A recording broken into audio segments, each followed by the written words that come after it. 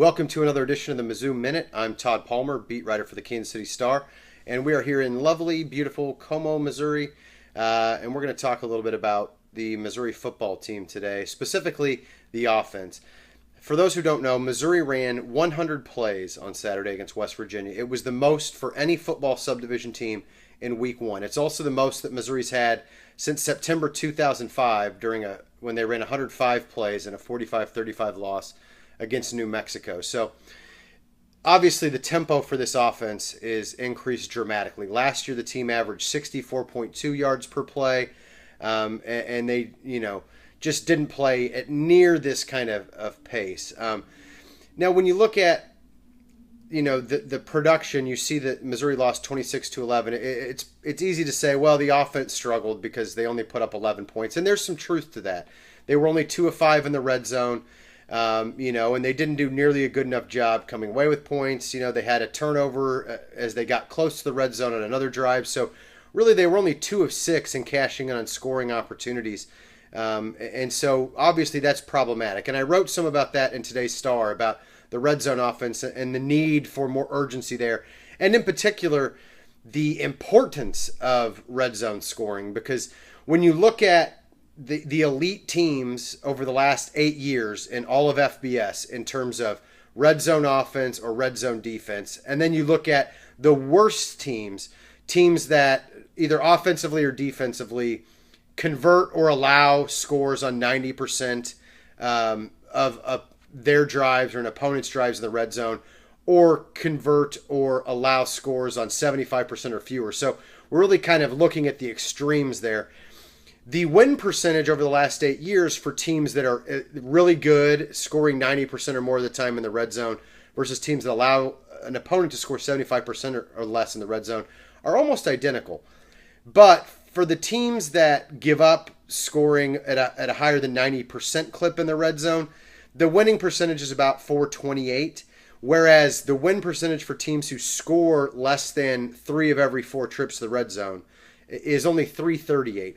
So it's almost a 10% difference. So you're talking about 1.2 wins per season over the course of a 12 game season. So the average team that scores on fewer than 75% of its trips to the red zone is 4-8. So it's clear that red zone scoring is an issue, and it's one that needs to be addressed. But generally, the offense was pretty good. They put up 462 yards. Now, the 4.62 yards per play is still not ideal. You'd still like to see that rise. But a lot of that has to do with the fact that Drew Lock was only 23 of 51. So there's 28 incompletions in there that are 0-yard plays. If you turn a few more of those into completions, positive plays, even if they're just 5-7 yards here and there, obviously the yards per play goes up pretty dramatically if you just have 5 or 6 completions in there and you bump that up over the course of a game. So I'm not too alarmed about the fact that the offense struggled in the red zone, or that the yards per play still weren't great, because compared to what we saw last year from this offense, and even some of the struggles they had 2 years ago, think about the game where they got shut out 34-0 against Georgia, and then went on to win the SEC East still. But this offense has kind of struggled at times, and so I don't think anybody expected anything miraculous for them to suddenly become one of the top offenses in the country, but they were pretty solidly middle of the pack in terms of their production. Drew Lock in particular looks very comfortable in the pocket. The offensive line did a great job with pass protection. He was only sacked once in 52 dropbacks. They need to get more out of the run game. And I think when they do, that will only help the passing game even more.